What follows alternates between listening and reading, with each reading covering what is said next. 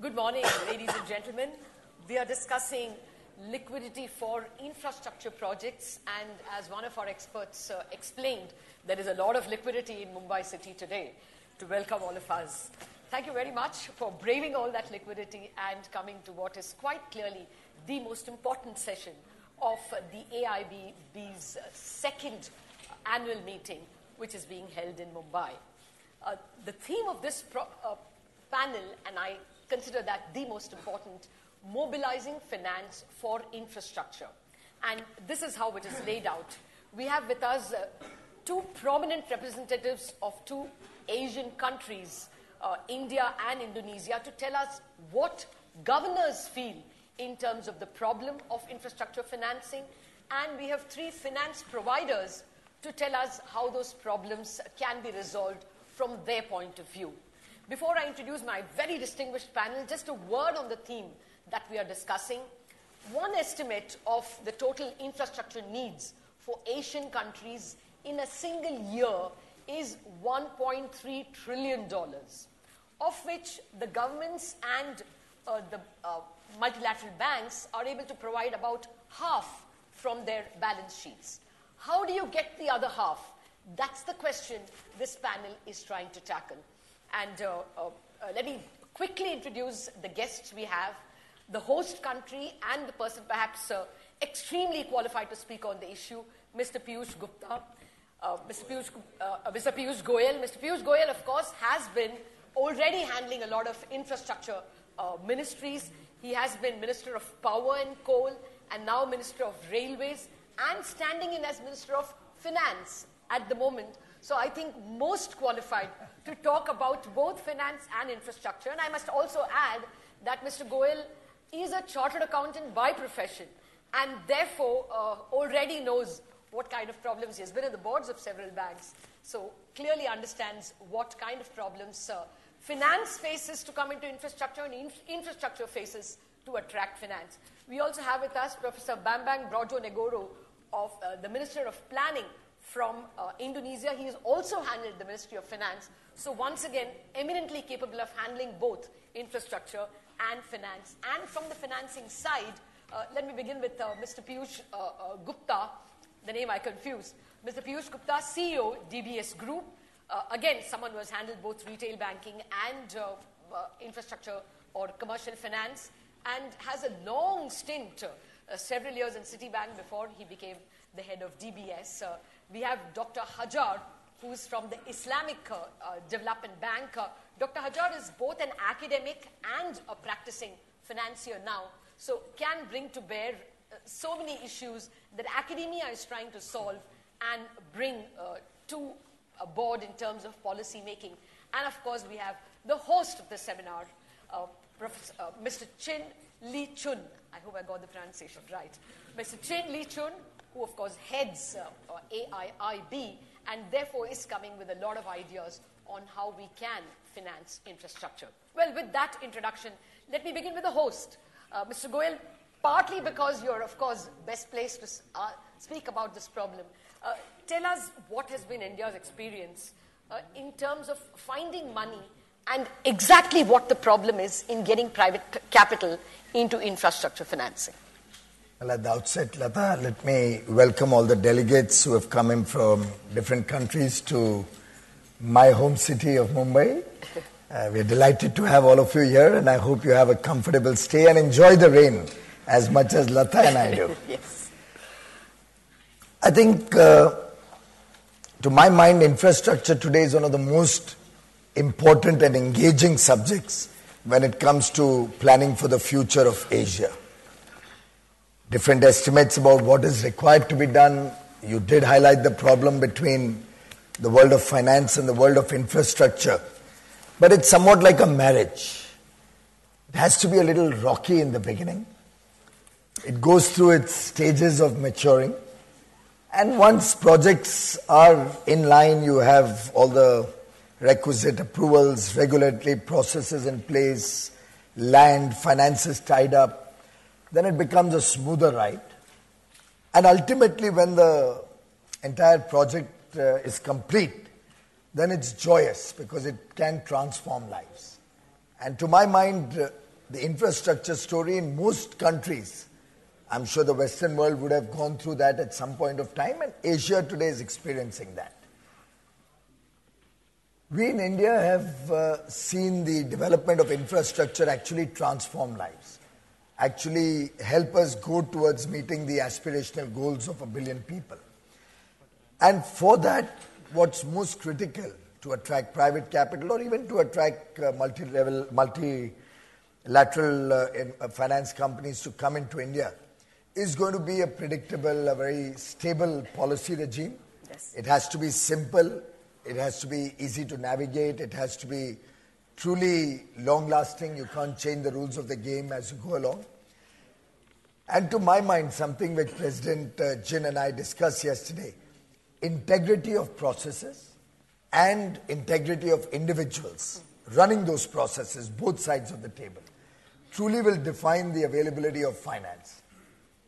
There was a time when the entire Asian continent has gone through periods where people distrusted governments and distrusted the processes that went through the process of awarding contracts for infrastructure. Indonesia has faced that period. India has faced that period. You can't have a situation where you have projects which have licenses subsequently getting cancelled. Yes. Leading to a lot of distress to international investors or even domestic investors. So you will land up facing a situation where private capital will run away if it has to be faced with the legal issues or problems subsequent to contracts being finalized. It will also take away investors and private and public finances. I think that has been one of the most important elements of the change that we are witnessing today. A, the change in governments and governance practices. B, also the change in the mindset of the people of the country. There's a lot more accountability demanded. There's a lot more monitoring of the work you are doing. And there's action taken if something goes wrong. Action which is decisive, action which is visible. Therefore, I don't feel any great pressure that we will have a problem of finance when we are doing the massive rollout of infrastructure in India in the coming years. Different estimates are made. We believe we'll need about $4.5 trillion over the next 10 years at the minimum. Important challenges will be the cost of that finance, both equity and debt. Another important challenge will be to create the availability of local resources, build up capacity to actually implement this level of projects. And I'm sure with the support of organizations like the AIIB, which are bringing in very high quality standards, high integrity standards, and supporting also countries like India develop these processes, I would not think that finance will be a deterrence to the creation of the infrastructure India requires. Okay, that's good to hear if you're confident that finance will come. But yes, I think the Minister has put in the very important issues that private finance will face, especially if, decisions taken are revoked by a subsequent court or by a subsequent administration. That will be the big thing that India has learned the hard way. Professor Bambang, on the same lines, what has been Indonesia's experience so far in terms of attracting private capital to infrastructure and generally finding money for infrastructure? Yeah, I think in general I agree with Minister Goyal about the issue of strong regulatory framework as well as the certainty for the business.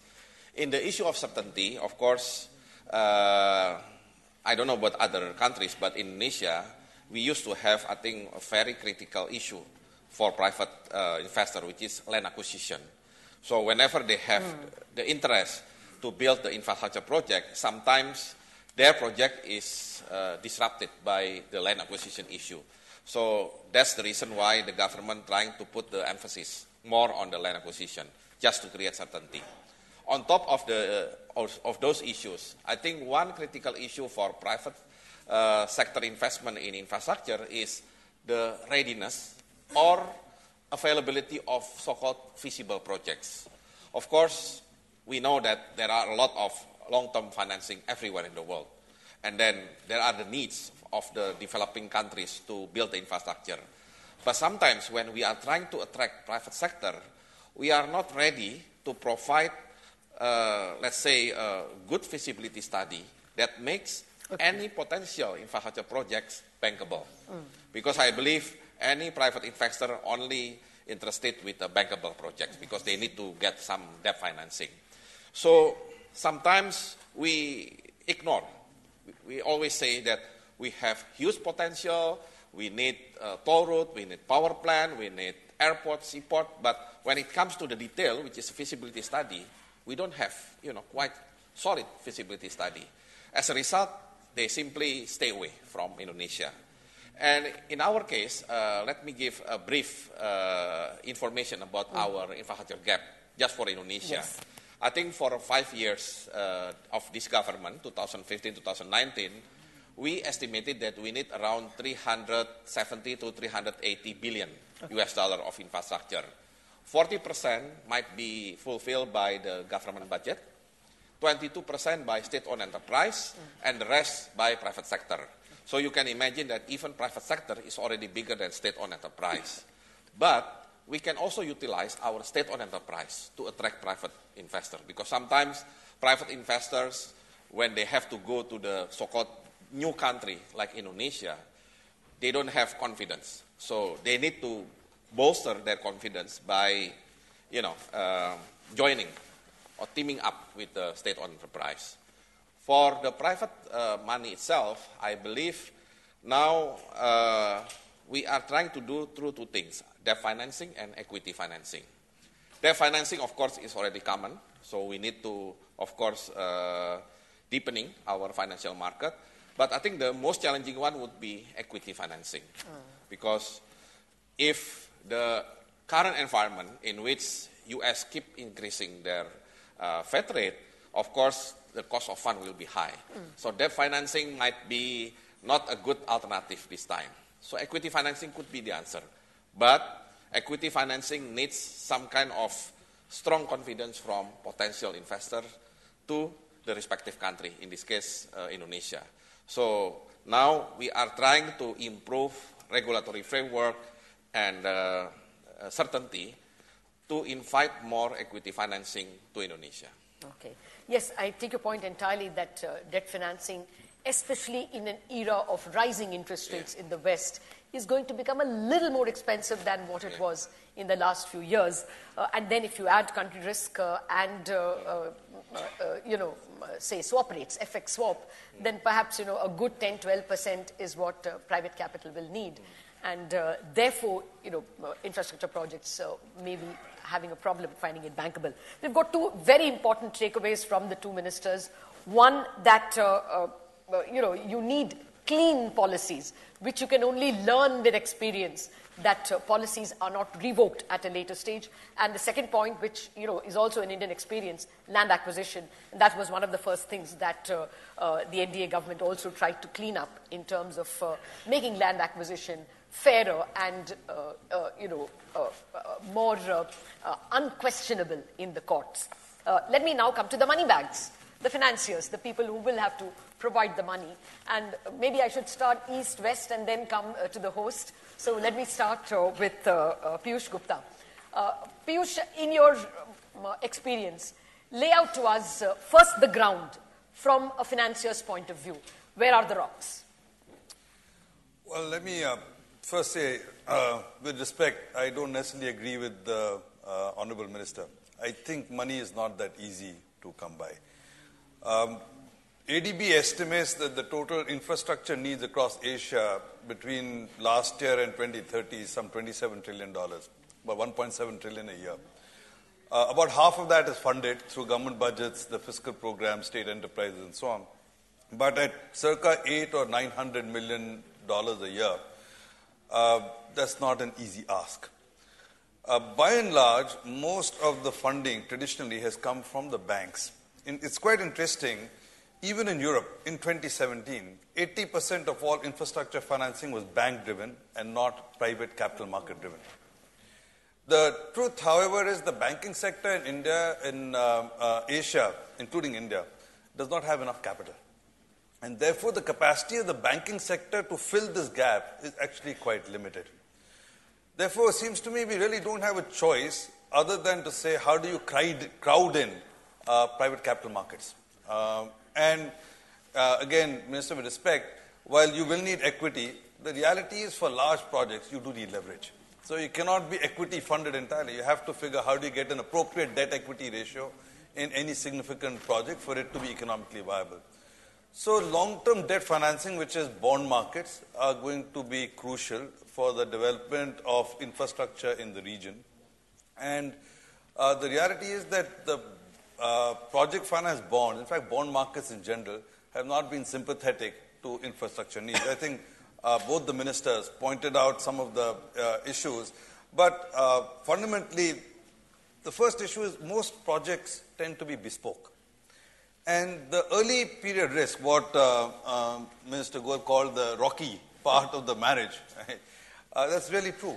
Land acquisition, environmental clearances, the first 3-4 years pre-construction, no institutional investor is willing to take that risk. So which is why there really needs to be specialized and typically project finance parts of the bank which are happy to take that risk.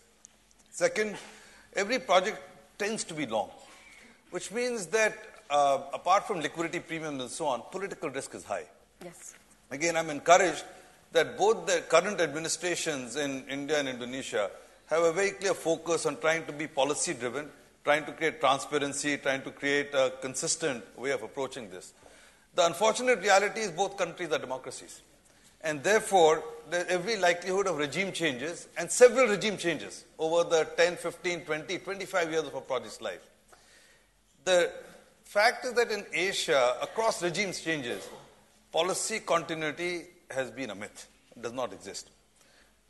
I live in Singapore, just north of us, there was a regime change 6 weeks ago.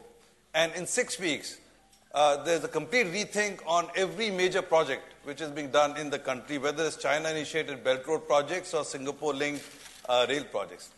This is almost a developed country. And so this notion that please trust us, the policy framework is now good and will stay the course, investors look and say, the track record doesn't show that. Track record shows every time there's a change in regime, the opposition government will come and say, we're starting all over again. This is the reality that investors look at and deal with.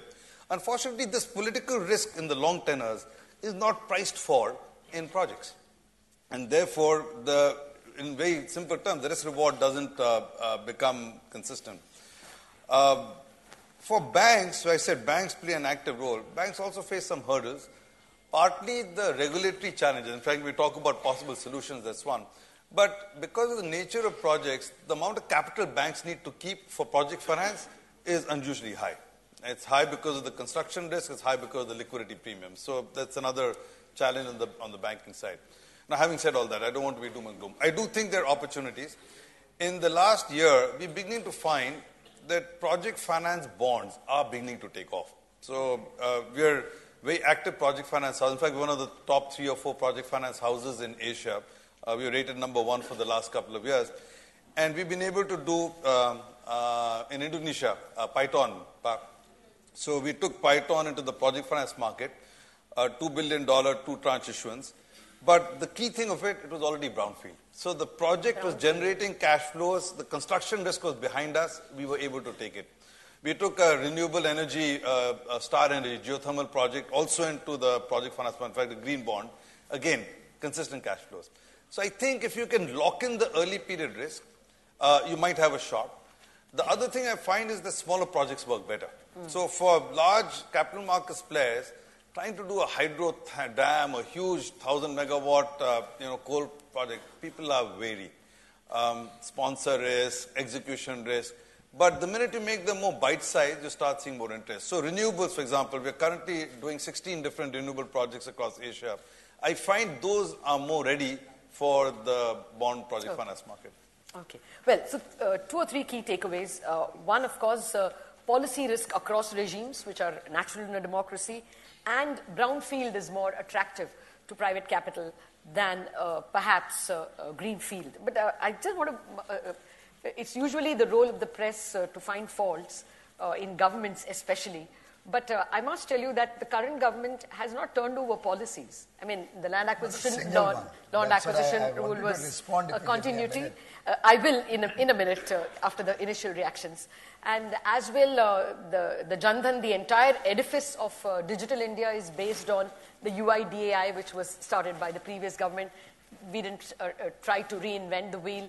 I think most policies, policy continuity was not an issue. Since 1991, almost no policy has been changed in the Indian setup, in the Indian government, despite almost 8 or 10 governments coming and going. Not a single policy change, not a single effort to try and dislodge contracts already executed. Save and except a couple of occasions where irregularities were found in the process, where the courts have overturned certain decisions. But in terms of government, despite all the acrimonious politics India may have had over the last 30 years, by and large, a decision once taken by any government, the next government has only built upon that and not changed. Absolutely. Absolutely. I mean, RAGS, a whole host of... every one of them. Right to information, right to education. The previous governments has been continued, and as Mr. Goyal is saying, that's been at least a sophistication and an evolution that we have achieved. And I'm sure that would be the experience in other democracies as well. But we are coming to, the problems of private finance. And so now to the person perhaps is the bigger money bag over here. Pardon me saying that, Dr. Hajar, I meant it as a compliment. If you can tell us, Islamic Development Bank is not extremely well known in this part, in the eastern part. So if you can tell us exactly how you all have participated so far. Okay, thank you. Islamic Development Bank is the multilateral financial developmental bank. Was established 44 years ago, the headquarters in Jeddah, Saudi Arabia, and we serve 57 member countries, and we serve 1.7 billion people around the world. Okay. Our mandate is to promote economic and social developments in our member countries to enable people and nations to build their sustainable future. With regard to infrastructure, about 70% of our portfolio focused on infrastructure. 53% of this 70% mainly focused on energy and transportation. Okay. We have many PPP projects in different countries like Turkey in the area of healthcare and education. We have renewable energy projects in Egypt. In Senegal, we built airport. In Jordan also, with PPP in Morocco. We also focus on regional integration. We have a road project in Central Asia and in Africa, and also now talking about Silk Road, China. So it has been 3 years since the global development community adopted the ambitious sustainable development goals agenda. And in 2016, a promise was made that not to leave anyone behind. Also, a lot of things have done in these 3 years, but without a paradigm shift, the global development community might not be able to keep its promise, because the world needs about $4.5 trillion to achieve SDGs. And now, today, the total investment in developing countries stands at $1.4 trillion. That means we leave a gap in investment which is equal $3.1 trillion. When we talk about the Organization of Islamic Cooperation, OIC, this translates into $700 billion funding gap every year. This is here when we talk also about the official development assistance. This is equal $135 billion. So we are talking about a gap is far away to fill this gap. And when we look at the sectors by itself, the picture seems more challenging.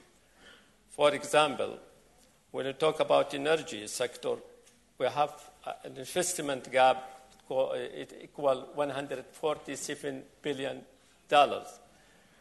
Climate change mitigation, $145 billion. Transportation, around $100 million. Telecommunication, about $51 billion. Health, $30 billion. Education, $53 billion, and so on. So the big question, or the real questions here, was really, I have been asking myself since I assumed a position as president of Islamic Development Bank, how I'm going to help our member countries to tackle these challenges. So this might we talk about it in the second round. Certainly. I would want to know how you can even liaise with the other development banks. But before that, let's hear from the host and the president of AIIB. Mr. Chin Likud, what is your vision? I mean, obviously AIIB is a nascent organization. It's perhaps the new baby in this very evolved field. So what is the vision you are first seeing in terms of what you want to accomplish in the next 2 or 3 years? Thank you, Lantia. Thank you very much. It's really nice to be back in Mumbai, a city which I love. I've been here lots of times. But I'd like to thank Minister Goyal for arranging this meeting in monsoon season. The first time I'm here in monsoon season. And now, Latia, you refer to the huge amount of liquidity. Wonderful.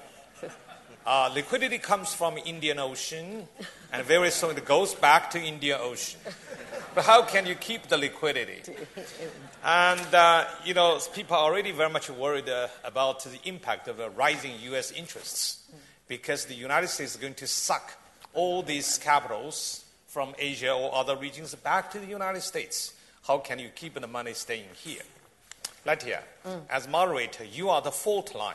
Okay. On your right side, the government. On your left side, the financiers.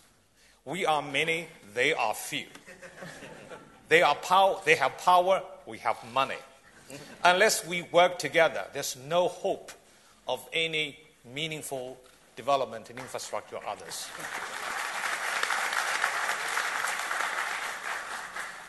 Mr. Ministers, we are willing to serve you, but you must help us to help you. So this is the issue discussed already. And how can we make sure that the policy predictability, regulatory predictability would be there? And Mr. Goyer, you talked about the consistency of India's policies ever since 1991, which I believe. But I have a question. When you go down to the practical levels, do the private sector people feel comfortable? That's something maybe out of your control in most of the cases. And in so many economies in the developing world, if you look at the overall policy, beautiful. But if you try to do something, lots of hurdles. So the government needs to help us to work out some of the practical issues. And we, as the major development bank, have a duty both to mobilize resources, particularly from the private sector, and also to help ease the process of investment. There are numerous cases, I don't want to enumerate here. But you see, I'm always thinking why sometimes, in spite of the huge amount of liquidity, for instance, Asia is awash in liquidity, but we still sometimes have difficulty getting financing for the infrastructure from the private sector. Because money works like water. They follow the path of least resistance. So our job is to remove all those hurdles, speed bumps, taking them away. So we are trying to work with the private sector to do infrastructure projects and investment in other productive sectors so that we don't have to put pressure on the balance sheets of the government. So in this regard, I really appeal to all of the governments of the developing countries in which we work that you should not just produce a very good macro policy, regulatory policy. You should try to help the private sector to ease the practical issues in their daily work. And in our conversation with the governments, sometimes we spend a lot of time trying to work out some of the really very detailed issues. So even when we have a great finance minister over there, and if the local governments, low levels, cannot be cooperative, I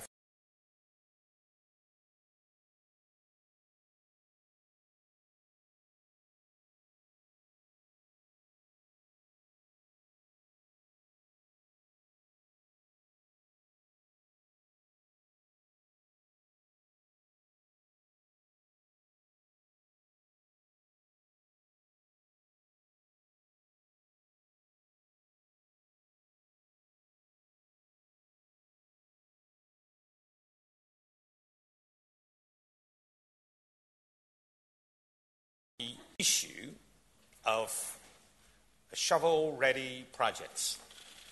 I think it's sometimes a very complicated issue. Shovel-ready projects and financing actually are two sides of the coin. If you don't have financing ready to support a project, no project will be really shovel-ready. All right? For instance, give you one example. You have a beautiful project, big-ticket project, but no investor can do it alone. So unless you have a number of investors working together, that project will never be shovel-ready, right? Or if we have a team identifying a very good project, even there the project is not shovel-ready, we can help them to develop that project. But there's one thing I like to highlight, because I talk to so many people many times. They often ask me, Mr. Jin, what is the interest rate of your bank? And then they say, couple basis points. Oh, it's expensive. I say, don't look at the differences in loan charges. They are minimal. Get the project done on schedule. You can easily solve a couple basis points higher. If we prepare a very good project for you without any troubles in environment, resettlement, the project will go ahead smoothly. You get the project done on schedule. So what? In China, for instance, let me tell you this. We in China had some problems in land acquisition previously. Now, you see, it's quiet. You know why? Because I think most of governments stop acquiring land. You stop acquiring land. How does the land come? Investment of the local community. In the case of Beijing-Shanghai Expressway, 1,100 kilometers, 4 years construction, 4 years into operation, profitable. The land was the investment from the local communities. So when the project is doing well, when the economic corridor is going up, getting richer and richer, all these people will be simply counting the money. But if acquire the land, they may be happy today, but 10 years later, hey, my goodness, I sold land to you on the cheap, and it will come back to you. And this is not fair to the local people. So you can solve lots of problems. But we must be innovative, and we must be responsive to the needs of the people. So I believe we are not just the financier, we are the problem solvers for the government, for the private sector. I'm not boasting, we are doing it. Okay.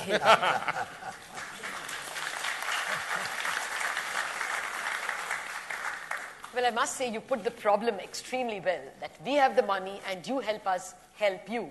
And I think the important other point that Mr. Chin is making is that it's not usually policy back and forth, but really the executional problems and down the last mile, people making it difficult for problems to be resolved. It could be environment, it could be land acquisition. So great ideas over here. But actually, Mr. Goyal, I'm sure you want to respond to some of this. But also, you've seen under previous governments and as your stint as a chartered accountant yourself and bank board member, what are the learnings from PPP, private public participation in India, that you perhaps may be able to share? Well, a couple of things before I go further. To Piyush's point about the financing gap, my own experience is that, as President Chin said, that if the project is well conceived, if the risks are mitigated to a reasonable level, finance is never a problem for any good project. After all, you have 1 billion people aspiring for a better quality of life.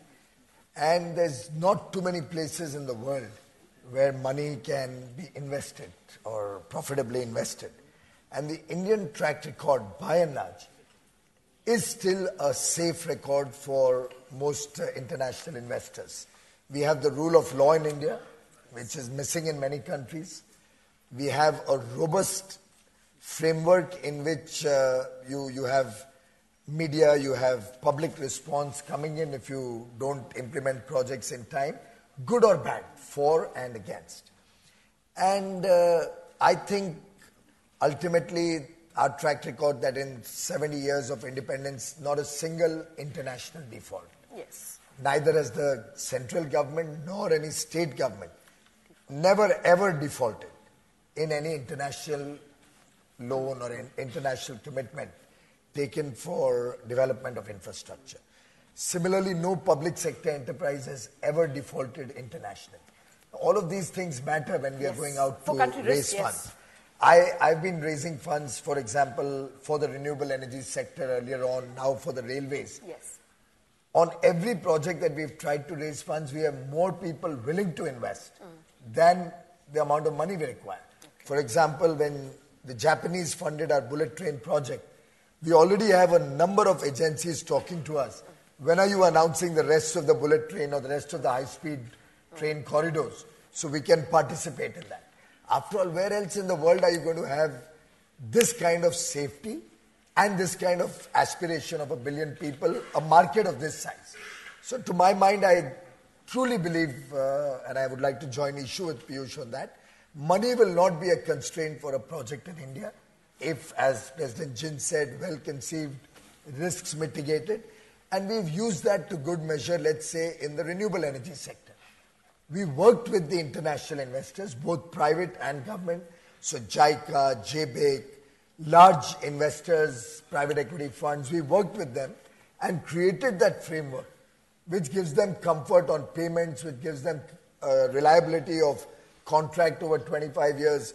We roped in the state government, central government, and our own financial institutions to provide first loss guarantee or credit enhancement. So all of this is possible. We have Mr. Upendra Tripathi, who is one of those who has really led from the front the growth of the renewable energy program, and now is Director General of the International Solar Alliance.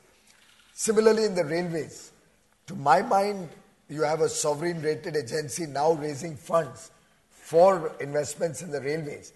And the way we have conceptualized it, we are almost going to double the finances or the revenues of the railways over the next 7 years.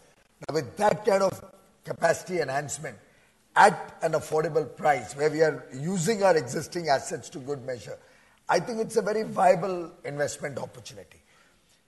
There have been challenges, and challenges in a democratic setup are going to be there. We are going to have a little bit of politics come into a project. So you want to set up a refinery in a particular place, there will be a local issue. You want to set up a nuclear plant, there will be certain local issues. But I think that gets factored in when you look at the large business opportunity. Private sector is basically entrepreneurial in nature. I've been in the private sector, and we love taking these kind of challenges. And that's where we make most money in the private sector. If it's going to be a simple roadway and the entire route is going to be marked with roses, then the private sector is not going to make the kind of profits or returns that they're looking for. So to my mind, it's important and incumbent on all governments to create that conducive environment, to work closely with both financiers and the private sector so that issues can be resolved and fast-tracked. I agree with President Jin that project delays probably cost far more than the struggles we have over a few basis points. But I think both are equally important. We have to start getting into the act of executing projects on time.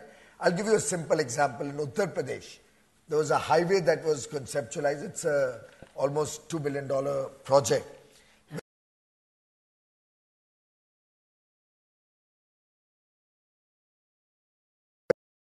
Trap that has now got nearly 98 or 99% of the land in hand and is now doing the bidding once again. Our Chief Minister of Maharashtra, the host state, is doing the Mumbai-Nagpur freeway on the same model as President Jin said, where he's involving the local population as stakeholders in the project. In fact, Maharashtra had this model even 30 years ago when I started my career. The Maharashtra Industrial Development Corporation would, let's say, acquire 5 acres of land from somebody, but they would give back half an acre post the development of the entire region back to the landowner to do some service business or some activity. And by that time, the land value would have enhanced probably 10 or 20 times. So he would not only get paid for his whole land, but get back 10% of the land where he set up a hotel or he set up some utility center or some services, which gave him a long-term sustainable income. Very often they're not looking for stake in the project because that risk-taking ability is not there in a poor farmer or a poor landholder who only has a small piece of land. So if you tell him you put it in as equity but don't get any cash in return today, it's not going to work. You'll have to do a mix of both. Make him a stakeholder, yet pay him upfront. And India has now created a very robust framework where land acquisition is not so much a challenge. There's a lot of politics in many of our projects, but that's very often different from what is visible on the streets and what is the reality behind curtain. Because everybody wants development in the country. And ultimately, beyond the stage when you oppose development, the people tend to give it back to you in the next election. So I think a robust democratic framework which we have in India is really the strength which empowers me to say that money is safe in India, the rule of law prevails, and I still believe, Piyush Ji, that I've never seen money as a constraint for a good project. It may be a constraint when you're trying to literally do something which is at a zero ROR or a very low ROR, in which case the government in India now steps in with viability gap funding, hybrid annuity models, different models by which we bring up the rate of return and make the project attractive. Okay. Well, to be fair, Minister Goyal, the other Piyush should get a chance to reply to what you are saying before I come to the Minister. While I take your point that we have learned by doing and we have allowed, even in the city of Amaravati, the new capital that's being built, the suggestion that you have made or the idea that you mooted, giving the local people a stake, even after they give up their land, a cooperative kind of land acquisition has been attempted. I mean, take Mr. Minister's point, but there is still, sir, a lot in what the financiers are saying, both Piyush as well as Chin, for the simple reason, I mean, you invest in a power project, there would be problems of either coal or distribution. As you know, the buyers are not ready. Or it could be a problem that the land acquired for a land is 90% there, but the last mile, the 10% is not there, and that keeps the project stranded, and it is not complete in 4 years. It's not giving you money in 4 years. So these are sincere, genuine problems that financial will face, but Piyush Gupta, I guess, will be more eloquent about it. Even if policy consistency is there, what kind of help do you want from the governments so that you can help them? So let me, first respond to this issue of, obviously there's money there. There's $70 trillion of long-term funds between pension and insurance money available in the world. But in reality, if all that money was so easily available, you wouldn't need this panel. The fact that you have a panel suggests that there is a problem somewhere, and you need to figure what the problem is then. Otherwise, why should we be having a discussion? I think at its heart, what the Minister said is correct. That there is a lot of stuff, and if the governments are doing the right stuff, then money will be found. The reality is a lot of times the governments don't do the right stuff. So, and let me actually start with a different thing. President Jin said, they're the people who want the money there and the providers of money here. Actually, since I'm, west of west, I'm somewhere in the Arabian Sea, I guess. I see another line over here as well. So there's a bunch of things which I think governments and national governments can do. I think there will always be some uncertainty which is cross-border and cross-national. So there is also, from my standpoint, a lot of things the multinational development agencies can do to facilitate the process. At the government level, I think this thing about policy consistency, making sure that the regulation is obviously, it's table stakes. The reality is it takes time to build a track record and for people to get comfortable that this will last the test of time. But there's some more specific things that the Minister spoke of which I think are relevant. So thinking through risk mitigation and risk sharing. So there's a lot of times when the revenue realization and cash flows of project are inadequate for a project thing, then you need to find out what is the viability gap. You need to figure out how the government can support it. I recently came across an interesting suggestion that because most of these projects have a GDP impact, which does not get captured in the project financials, perhaps government should think about future tax revenues and see how they can use that to create a revenue pool to subsidize projects, which is an academic from the UK, which I thought was an interesting way of juicing up project returns, just thinking about the broader GDP impact. But that's one. I think firming up PPP arrangements, making them a little more standardized, but perhaps more, thinking about addressing different kinds of risks which are typically not covered in PPP.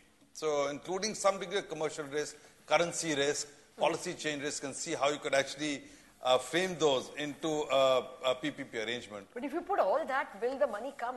If you take some 5% for currency risk, which is, I think, India's swap rate, and then you put in policy risk, and then you put in the minimum which an investor, your 70 trillion insurance guys, get from the US, the risk-free return of about 3.5% or 3%. It will come up to 13%, isn't it? That's my point. So if you price it into the project, you won't get the money. But if you craft a PPP which says that your commercial project return is 8, and if there is at the margin a currency the government will give a limited sovereign For sovereign money will come. Nobody has a problem with India sovereign. People have a concern around project. So if you can say which are the elements at the project level that you'll say in the backstop condition, the PPP will cover you out. People will bring in money. Because that component of the risk then becomes sovereign as opposed to becoming project risk, right? So that's a different way of thinking about a PPP arrangement. Another thing you could do, which actually India is doing very well, anchor some projects.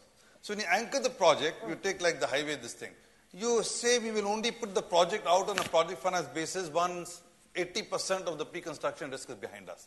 So you anchor the first part of the risk. We'll acquire the land, we'll get this thing running, and then we flip it into the project finance domain. That's another thing which is viable for national governments to do. Creating a single agency for all PPP arrangements. Philippines and Thailand have both created one. Singapore recently created an infrastructure office, which allows you to troubleshoot across PPP arrangements, across different ministries and different regimes. This is another thing which a national government can do. So there's a bunch of things governments can do in a national context to provide a certain degree of risk mitigation, a certain degree of confidence around policy continuity, and a certain degree of transparency around frameworks and benchmarks that facilitate the process of investors being willing and able to take that kind of risk. I can come back later and talk about things which I think multinational organizations can and should do as well. Maybe one project risk coordination officer for every project to liaise with so Easier many. said than done. There are different agencies involved. We had this single window system in many states, in many central projects. In fact, Prime Minister Modi has a very unique method by which he conducts on every last Wednesday of the month a program called Pragati, where he himself directly video connects with all the 29 state chief secretaries and the administrators of all the union territories. And a bouquet of projects is taken up for consideration and discussion, which also come from bottom up. Okay. So people push up to the Prime Scale it Minister's up. office, what are the challenges they are facing in different projects. So let's say I have the bullet train going on, and you are all aware that there's a little challenge we're having on a small piece of land through the acquisition cycle. So that went through a Pragati engagement where both the state chief secretaries made time-bound commitments and discussed the process and the challenges they were facing. So this is the kind of direct interface. So you have a situation here, forget the project officer. The Prime Minister is willing to become the project officer to kickstart and expedite projects. Okay. Well, that certainly deserves a round of applause, which is perhaps encouraging for the financiers. I'll get Mr. Bamdang to also tell us his experience. I want to come back to Minister Goyal for anything about the PPP that he has learned and which he can share with this audience and the panel. But you refer to the state-owned enterprises through whom you want the multilateral agencies or private enterprises to participate. Can you share anything in terms of what was the success and what was the learning? Yeah. For us, SOE has, of course, two different sides of coin. I mean, at one side, it could be beneficial because when Mr. Gupta mentioned about the greenfield and brownfield, certainly we can, support the state-owned enterprise to do the greenfield, and later at the brownfield or at the very major states, they can, divest the ownership. So I think that's the good thing about having SOE. They can do the greenfield, and later we can leverage the finance, especially the equity financing.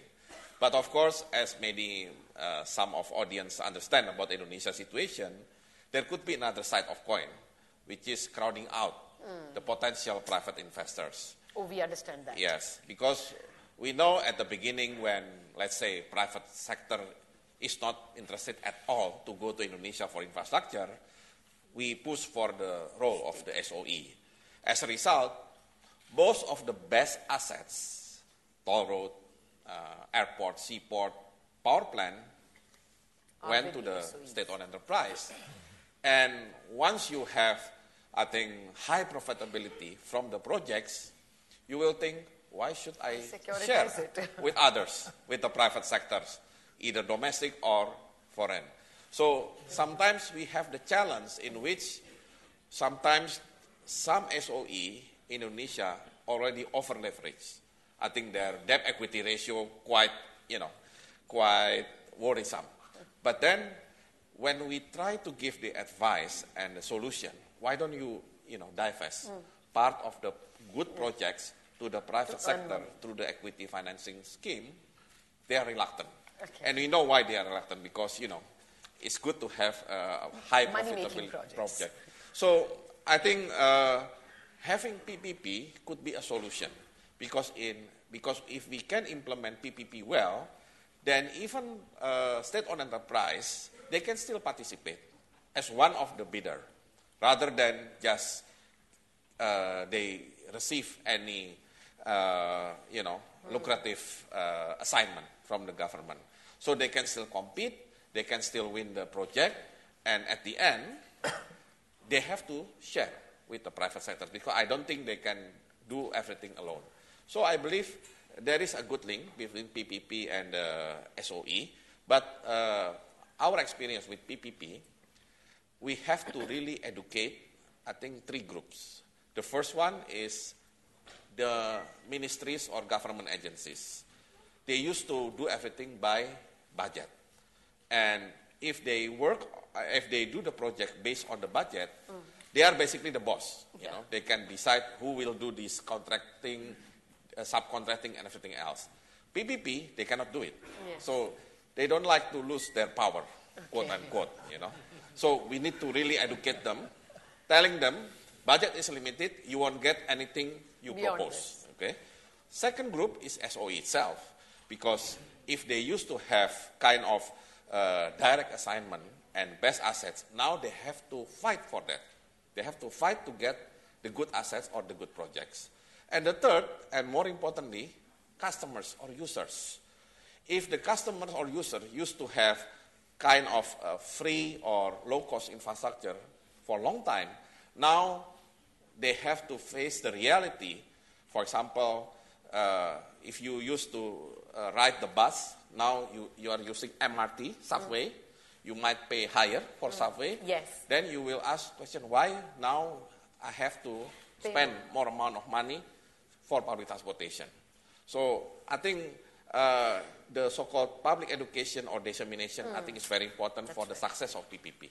Okay. No, fair point. Actually, even in Europe, tolls are only on roads near cities. Yeah. It's not there in the countryside because people resent it. It's difficult for them to find the money to pay it. So I take your point entirely.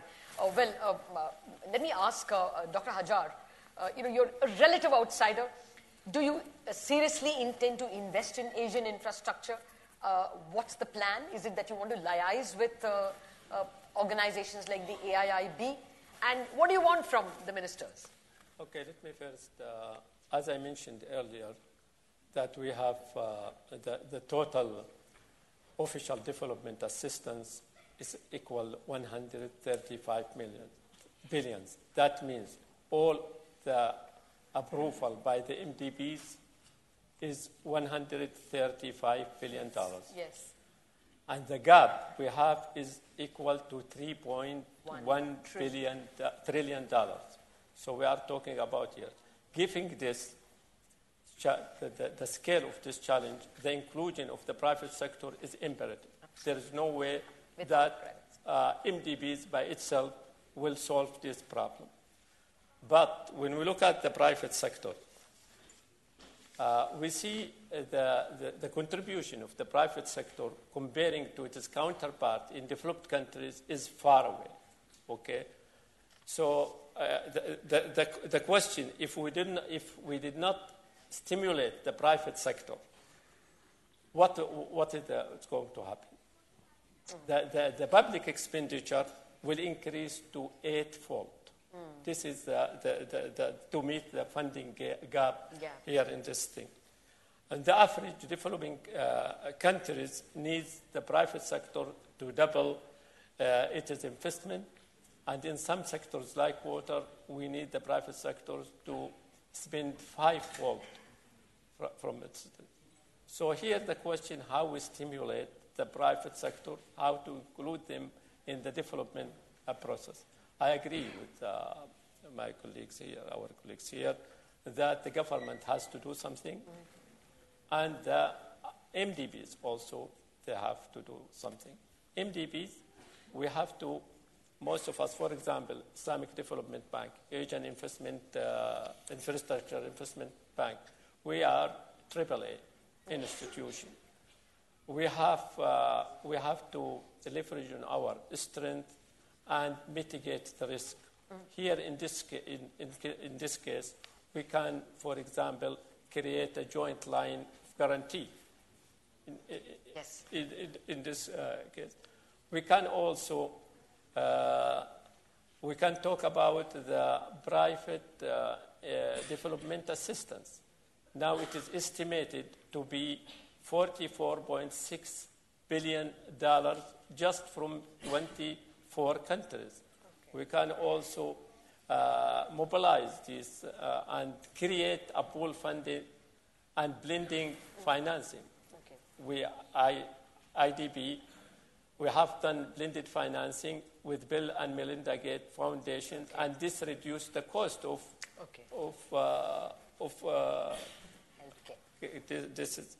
This is some of the ideas that we can work together in creating line of guarantees to create pool funds and and blended financing, co-financing, and other kind of finance. But the point here, there is the money is there.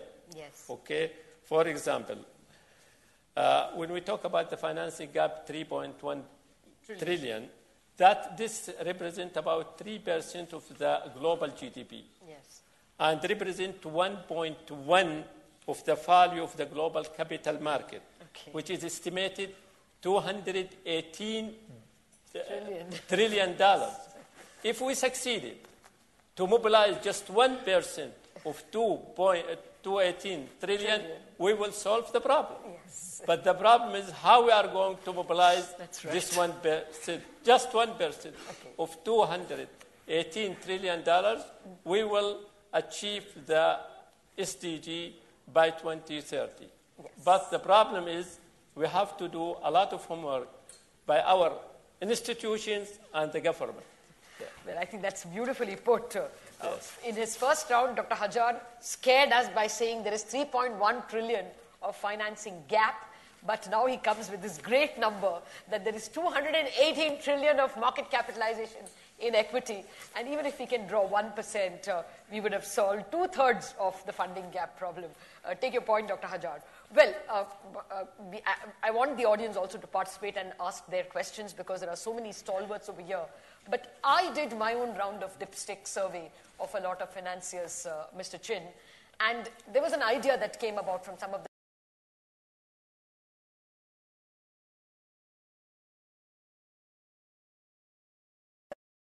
that multilateral organizations like yours, instead of giving a large amount of money to few projects, can you give small amounts to many projects, but the covenant should be that the private capital which comes in should have the advantage of cross-default. That is, if the project defaults to the private capital, it is also a default on the MDB.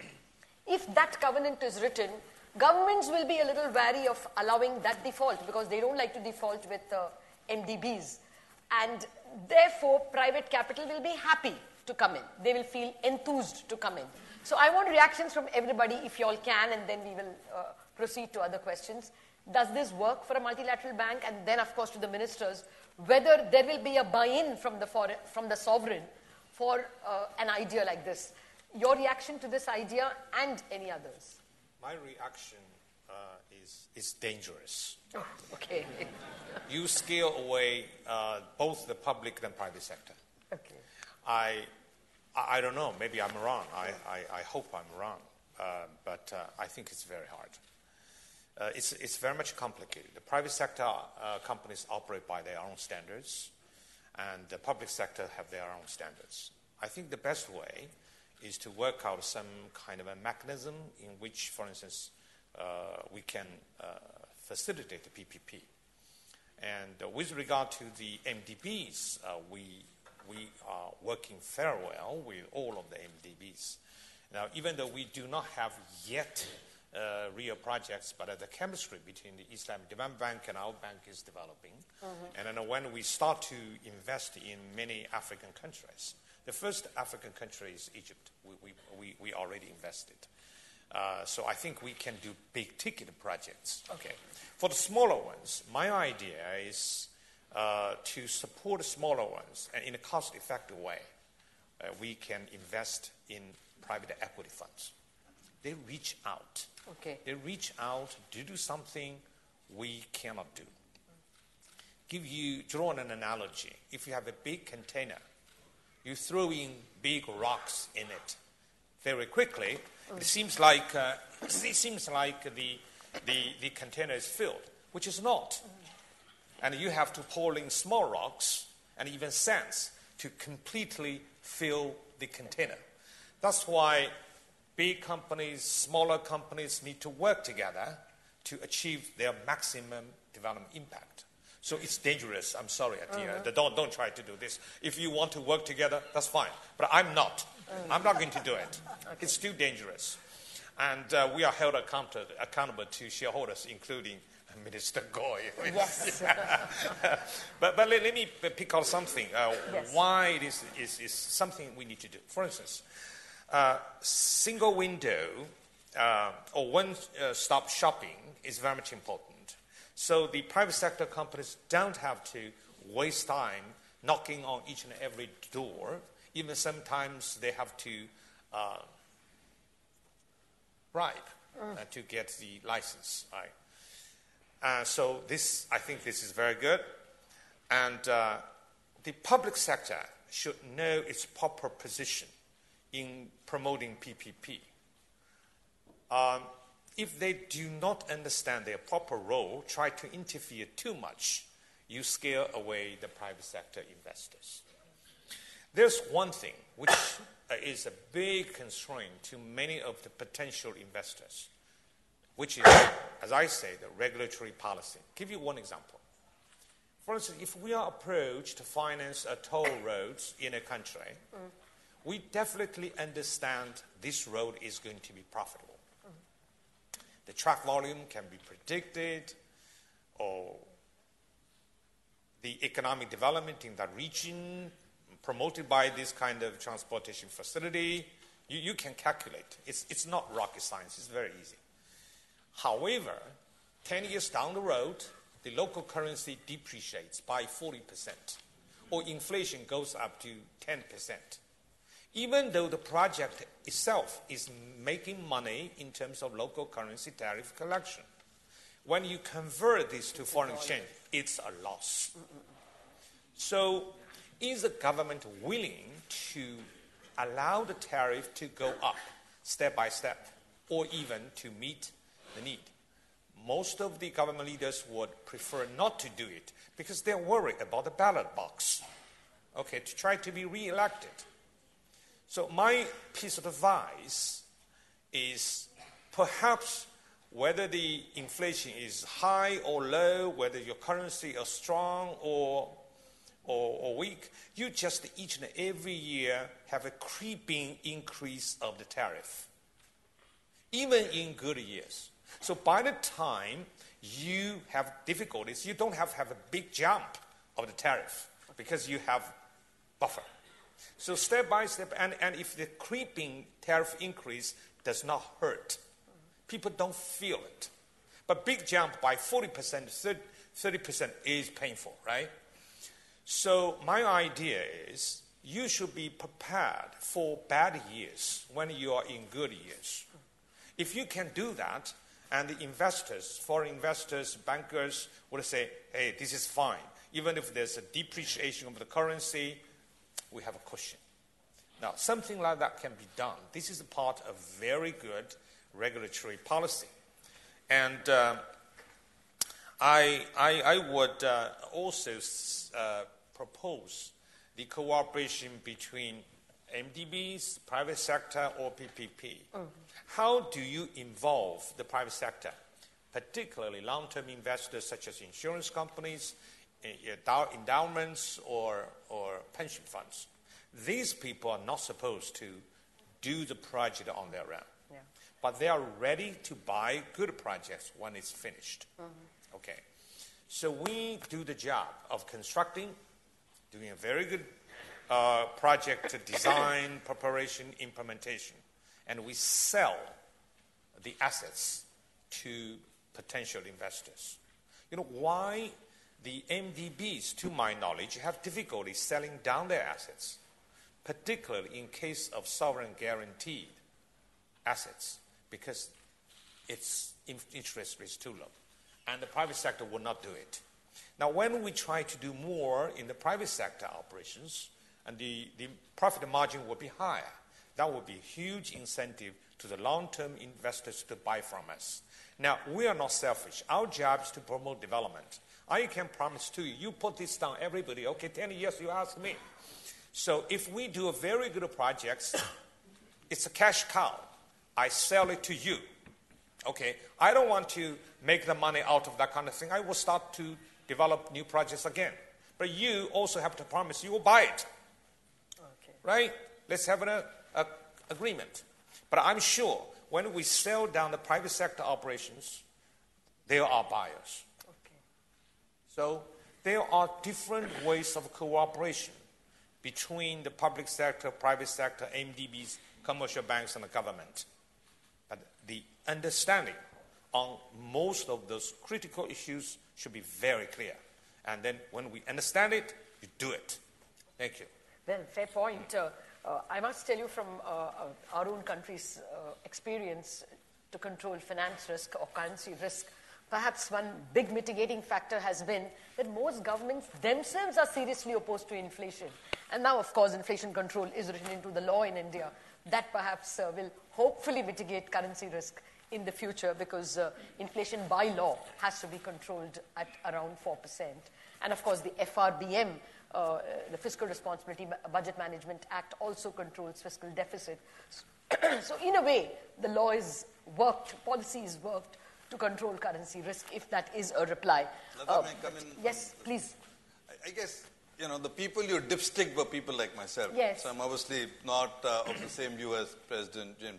I do think, when I said the multilateral development organizations have a role, I think the real trick is to see how we can lever the capacities of the MDBs to get much more exponential impact by crowding in. And whether you call it cross-default or you call it first loss, I think a first loss provision allows you to get much bigger scale for whatever risk and capital commitment the MDBs make. Now, there have been some experiences and experiments. The ADBs tried this. I think most of Europe's wind sector has benefited very enormously from a first loss kind of program. The other thing MDBs can do is actually diversify across projects. Take a pool of projects, issue paper against it, and diversify. Now, there's an IFC program which is actually achieves both. So it's their, what do they call it? IFC's Managed Co-Lending Portfolio Program, MCBP, where they actually put together a pool of projects. They take first loss, and then they actually securitize the pool to be able to get diversified investors to come in at a next level. So it gives you the ability to take first loss at a level, get some scale, as well as diversification. And I do think there's some merit in exploring situations of that sort. Okay. Well, will you bite if they come with a cross-default clause? Well, I think both are right in different projects. I fully agree with President Jin that we cannot have MDBs getting into very high-risk projects and defaulting. They are ultimately going back to the sovereign. It's most of the sovereigns who are the principal promoters of finances. And the day we'll have MDBs failing, or even a single MDB having a stress on their balance sheet, it will actually shake the international financial system very badly. So we will have to continue to have the MDBs who provide relatively lower cost financing, focus on very strong projects, very often insisting on sovereign guarantees, or very safe projects. And all of us must collectively try and strengthen their balance sheets and strengthen the future. They have a big role to play in the international But if they say financing. that I'm providing 10% and the private sector is providing 40%. I'll come to the first loss issue. Yeah. I think it very much depends on the nature of project and the country we are dealing with. You rightly said that India has a very robust framework on inflation control and the fiscal responsibility. In fact, even when this was not there, if you look at the last 27 years, post-1991, Indian rupee has not depreciated more than 3 or 3.1% Average. CAGR over the last 27 years. So we may have had certain ebbs and dips and stuff like that. But by and large, in the long term, we've been a very stable currency and a stable country to invest in. And possibly that encourages me to think in terms of whether the sovereign, as Mr. Gupta rightly said, should engage with some kind of a comfort to investors on foreign currency long-term risks. We actually could consider doing that. It's not a bad idea at all. The sovereign could provide some kind of a backstop on currency risks, knowing full well that a 27-year experience, and now with even more robust processes in place, we are at a fairly safe wicket there. In fact, if you see the Indian currency, 2013 we were 68 rupees to a dollar. We borrowed $32 billion through FC NRB accounts, brought that down to 62, 63, which is when we came in. We repaid that entire 32 billion, and we are still only at 67, 68. So if you see a 5-year period, there's been almost no depreciation. having paid back the 32 billion that temporarily helped to bring down the dollar rates. So I think the safety and comfort of a country risk is getting more and more defined over the last few years. As regards small projects, I don't think the MDBs can really engage directly. They don't even have the bandwidth. So it will have to be, as President Jin said, through multi-layering of their investments, but ensuring that there are robust processes at the second layer, which will then go into smaller projects. And as regards the first loss, it's a very, very robust financing mechanism. I support that mechanism. But who should be doing it is a question mark. The first loss mechanism worked in the wind sector because there's no OPEX. It's a completely CAPEX-driven project where you have a defined amount of electricity being generated. Most countries have created a robust framework where renewable energy is a must-purchase item. Yes. So the risks are already mitigated in the regulatory framework. Their taking a first loss risk helps to bring down the cost of the project, bring down the interest cost in the long run, and keep projects like wind or solar at a reasonable price. But a road project, ultimately you are only doing a projection of the traffic. And the risks are certainly larger. So there one will have to see whether governments can provide that first loss. But I don't know whether banks or multilateral agencies can provide that. No, my point was that banks may come in, the private sector, if multilateral agencies took the first loss. I think the governments will have to take it because it's very country specific. So you have 86 governments participating in the AIIB, for example. But the lending is not necessarily equally distributed. Now that would actually become a deterrent for many countries who may think that, well, if AIIB is investing very largely in country X, and the investors at the base level think that country X has a higher risk profile, then that will deter investment flow. Okay, that might disturb the entire multilateral game altogether. Well, one final interaction from you, Professor Bambang, and I want to invite the audience to ask questions. Anything you want from the multilateral guys? Yeah. They have told you what they want. Yeah, I think I can share two examples from Indonesia PPP regarding a possibility of MDB participation in the PPP. It means that they have to work together with the private sector. I think there was one toll road project in Indonesia outside Java, which is away from the major urban road, a major urban area, in which the IRR would not be attractive enough for private investors if they have to use their own financing. So government stepped in by getting the loan from a government-backed agency, which is foreign government, China in this case. And then government, let's say, built one section of the whole toll road. Let's say the toll road has all the three sections. Government built the one section. So by having this one section, it will improve the IRR for the private sector. So they can complete the rest of the two sections. And at the end, they manage all the toll roads. All the revenue will go to the companies. So that could be one possibility. So in this case, the so-called government-backed financing could be substituted by the MDB.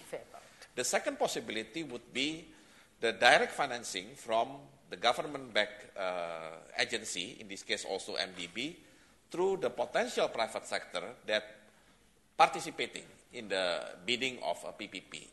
In our case of Indonesia, there was a big 2,000 megawatts power plant in which some companies put the bidding, all the internationals. So in this case, the Japanese companies fully backed by JBIC. We know JBIC is not private sector. JBIC is basically government-backed financing agency. Yes. And at the end, JBIC will ask for so-called guarantee from government. And we already provided so-called Indonesia Infrastructure Guarantee Fund only for political risk. So by having this kind of scheme, at the end, JBIC stepped in, the company, got the good support, and finally they win the bid. So these two cases could be, I think, a good exploration, let's say, for any MDB to be involved in PPP in so-called emerging market. Well, we are hoping. Just one thought came to my mind, which President Jin may like to consider. We could actually look at institutions like AIIB, creating subsets where the local government, some multilateral agencies, and possibly even some private players could pool capital which will create the first loss. It's like an insurance pool. Guarantee fund. And maybe get a larger return on their investment. So we could look at some such engagement. Okay. Well, yes. Second. Okay, we as MDBs, I look at the problem is not just finance. Finance is just one component of the problem. We have to deliver with finance, building capacity building. We have to strengthen the regulations in our member countries. We have to help them in transforming the economy from one state to others. So if we look at just finance by itself, this will not solve the problems. Of course. The second thing is money is there. We don't have a problem with the money, as I mentioned earlier. But we have to build, as MDBs, our ability to mitigate the risk. And our member countries also, now they are getting more mature. They have to create the enabling environment, enable to make the private sector to invest in these countries. Fair point, Yes. absolutely. Let me respond to the idea proposed by Minister Goyal. I think first loss issue for MDBs should be looked at very carefully. You know why? Because MDBs enjoy the preferred credit status. And if there's any Paris Agreement debt relief, MDBs should be the first to take the money out, not the first loss. This is not a privilege. This is the means to ensure the security, safety of the MDB resources, so that MDBs can maintain AAA rating, reduce the cost of its bond issuance, and then the benefit will be translated to the borrowers. So MDBs enjoy this preferred status not for themselves, but for the borrowers. However, Minister Gore's idea could be explored in a different way. This is actually the guarantee. Right. So guarantee, if you say MDBs provide guarantee, sounds beautiful. If you say pick the first loss, that's anathema. Thank you. Okay. Well, I guess it'll have to be thrashed out. And maybe we now get more questions and suggestions from the audience. Gentlemen, please fire away. We have about 20 minutes. First come, first served, but we will be timed. Yes, sir. If you could introduce yourself for the benefit of the audience. David Wilcox, Reach Scale. If we had a word cloud, the two biggest things on the word cloud would be good project and private sector. So what's a bad project? A bad project is a project that doesn't deliver all the promises for years. And a good project is one that delivers the promises quickly. Let's go to the private sector. It's not monolithic. There's good private sector and there's bad private sector. And the bad private sector is full of rent seekers.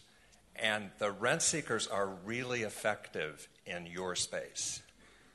A lot of the innovators are over in the SDG space. In fact, there's massive amounts of innovation, way more investment in innovation going on in all those SDG spaces than you could ever in a million years attract to the infrastructure space. Yes.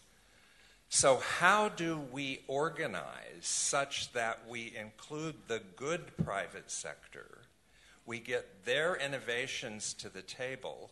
We apply Dr. Liu and his colleague at the Africa Development Bank's ideas in beating the odds, and we enable the infrastructure to drive concentration of resources around scaling promises. People who know how to scale the promises that were made when the investment was made in the infrastructure.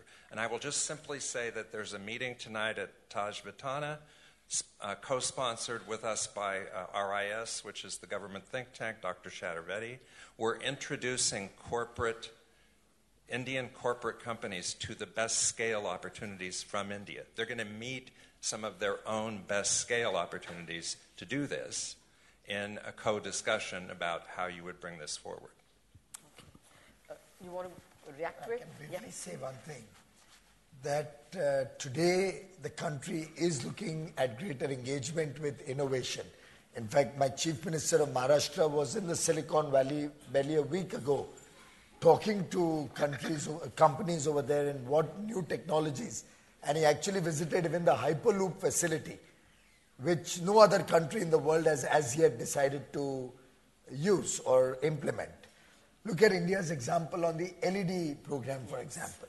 While other countries are still discussing about energy efficiency and climate change and what they would do to protect the planet, India quickly embarked on the LED program. And in barely 3 years, today we are an almost 100% LED country. And we've been able to drive down prices by about 87%, because of which the whole world is benefiting. Anywhere in the United States or Europe when I go, they compliment us for the great thrust on LEDs. India has saved about $6.5 billion on consumer electricity bills annually for an investment as low as $1 billion, $1.2 billion. So that's the kind of benefit innovation can get even to an emerging economy. In fact, Prime Minister Modi is going to be coming in tomorrow for inaugurating the Board of Governors meeting. And soon after that, he's engaging with Indian corporates in a closed door, where the issue we are discussing is what can we do to bring R&D spends to India, to bring innovation to India. Largely, that's the agenda of the meeting.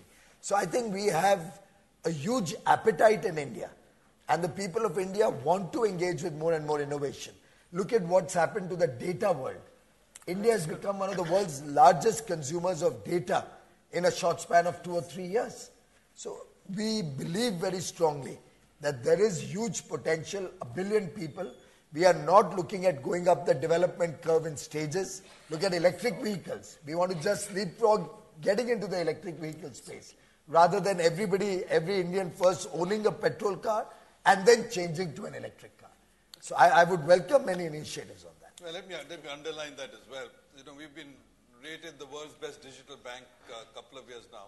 And when we had to choose where we wanted to launch our innovation platforms, we chose India relative to every other country in the region, because the soft infrastructure, the regulatory frameworks, as well as the actual physical, the Aadhaar and India Stack and so on, are extremely conducive to being able to leverage a new form of financing and thinking in this country. Okay, yes, taking ahead of the curve, both MDBs and governments can, yes, you want to. I want to comment on the good or bad projects, whether it's public sector project or private sector project. Any project which could be accepted for any financier to consider must be good, at least in concept. And the problem would occur mainly due to the following problems. Bad design, bad preparation, lack of full attention to environmental issues, resettlement issues. So the implementation would be delayed or sometimes postponed for a long time.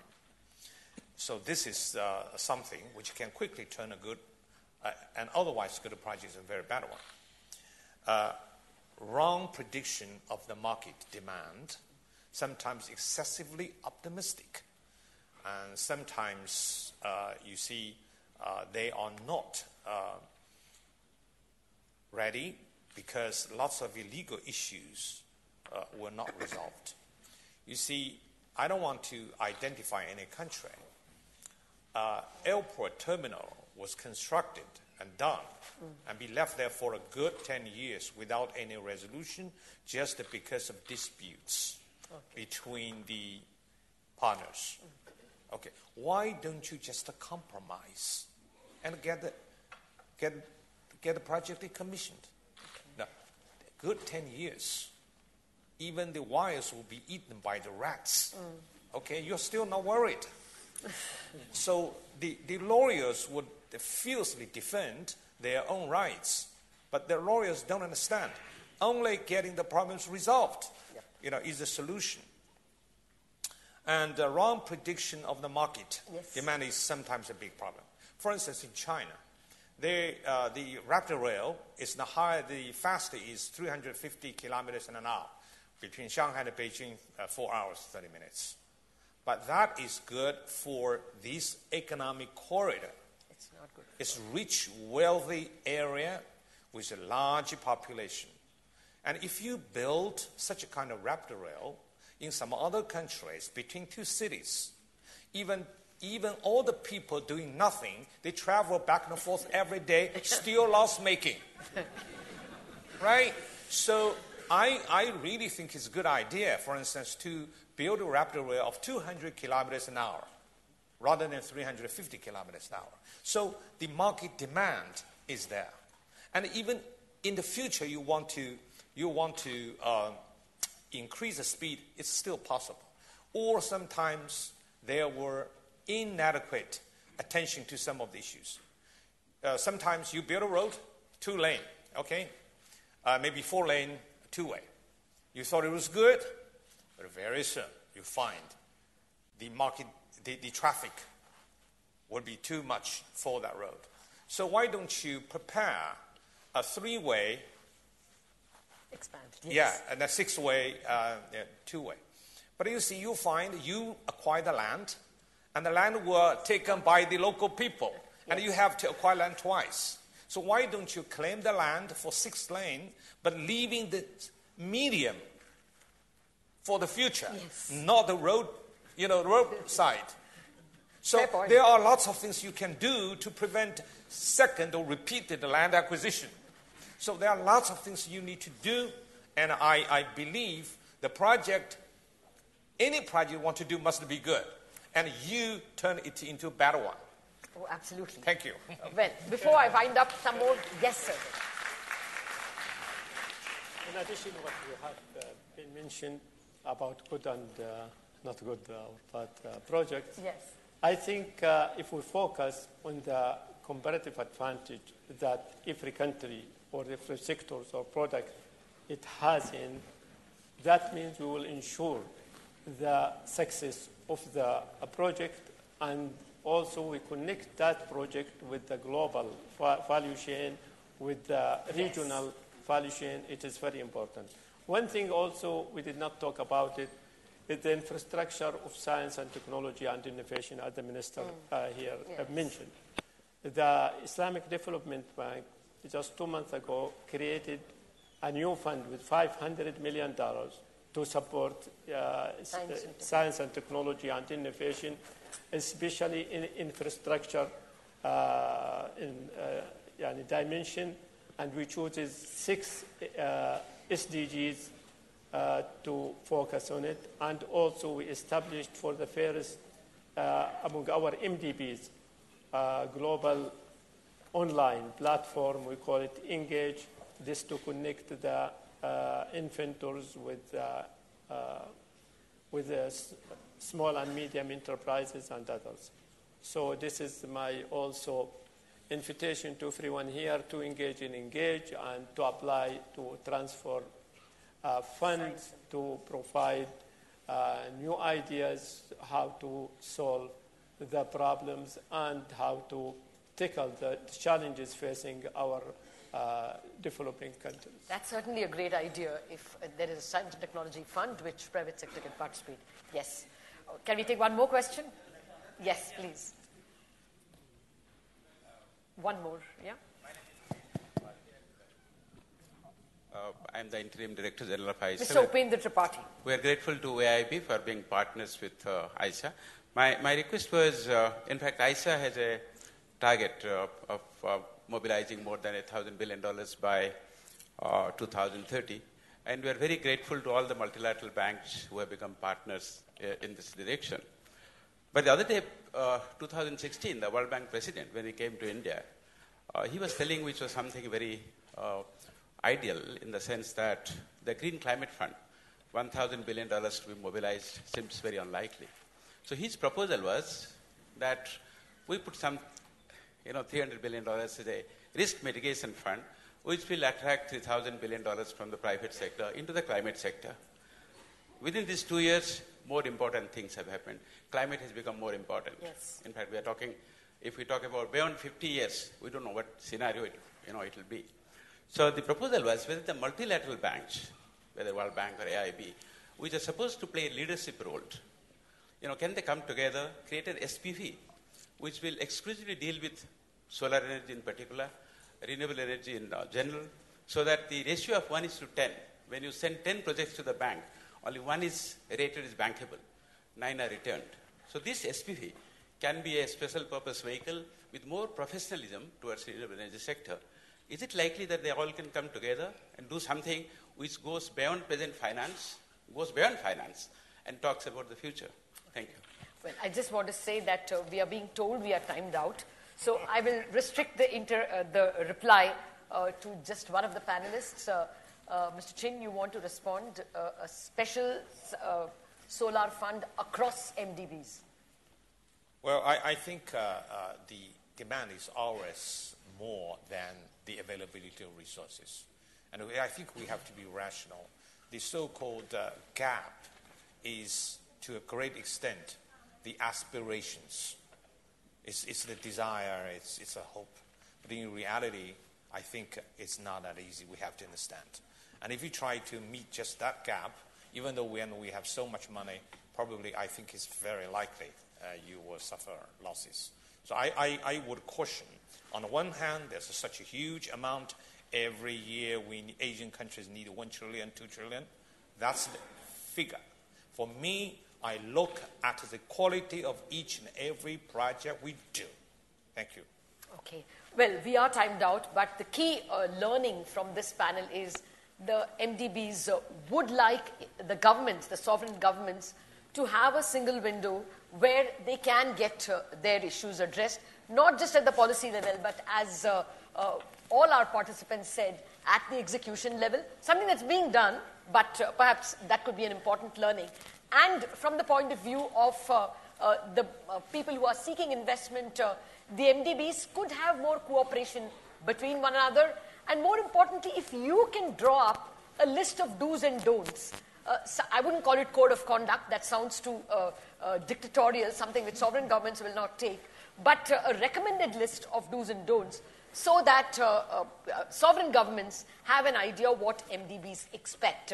That, I would assume, is one of the key learnings from this extremely erudite panel, but we have special panels discussing climate, discussing sustainable cities in the next 48 hours, and so we will have more key learnings. Professor Bambang, Minister Goyal, President Chin, President Hajar, and CEO Piyush Gupta, thank you very much for what's been an extremely erudite start to this seminar. Thank you.